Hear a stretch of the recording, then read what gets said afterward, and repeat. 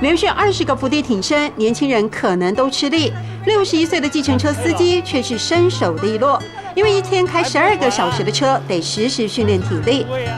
如果身体可以的话啊，做到越老越好。我不想休息。活着就是要动，客家人的勤俭性格在邱金平身上展露无遗。你自己煮的饭？对呀。糙米加薏仁？对呀。那配什么？糙米呀，我就是他买那个菜啊。为了养育年幼的女儿，邱金平3餐吃饭花不到100块，就算被生活压得快喘不过气，擦干眼泪，努力保持知足乐观。